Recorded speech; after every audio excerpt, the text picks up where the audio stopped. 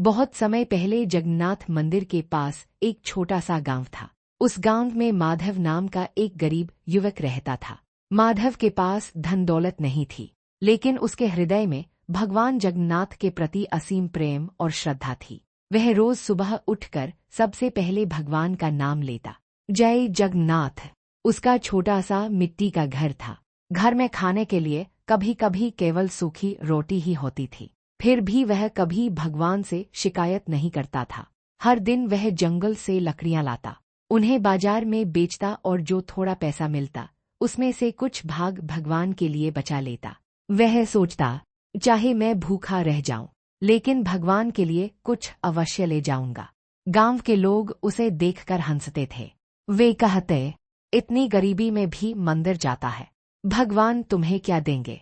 लेकिन माधव मुस्कुराकर कहता, भगवान मुझे सब कुछ देते हैं, सांस, जीवन और प्रेम। एक दिन रथ यात्रा का बड़ा उत्सव आने वाला था। पूरे गांव में खुशी का माहौल था।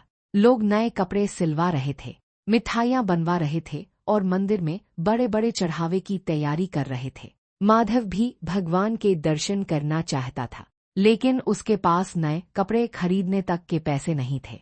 फिर भी उसने हार नहीं मानी। उसने कई दिनों तक मेहनत की और थोड़े थोड़े पैसे जोड़कर एक मुट्ठी बढ़िया चावल खरीदे।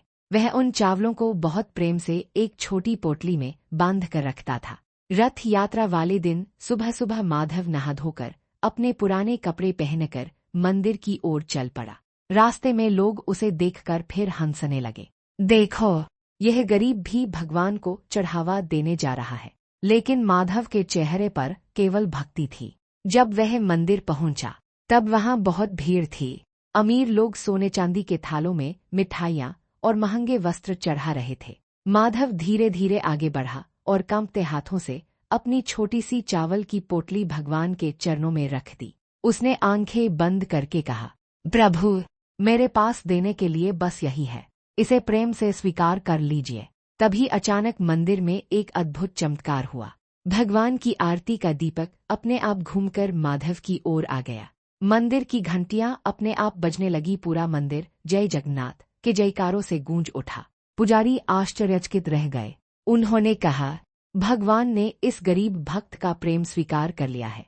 उसी समय मंदिर के अंदर से फूलों की वर्षा होने लगी। लोगों की आंखों में आंसू आ गए।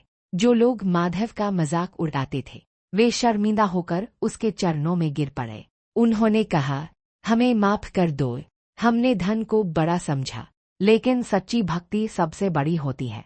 माधव मुस्कुराया और बोला, भगवान को सोना चांदी नहीं चाहिए, उन्हें बस सच्चा प्रेम चाहिए। उस दिन से पूरे गांव में माधव की भक्ति की चर्चा होने लगी। लोग समझ गए कि भगवान केवल दिखावा नहीं देखते, वे भक्त का सच्चा मन देखते हैं। भगवान को सच्ची श्रद्धा सबसे प्रिय होती है।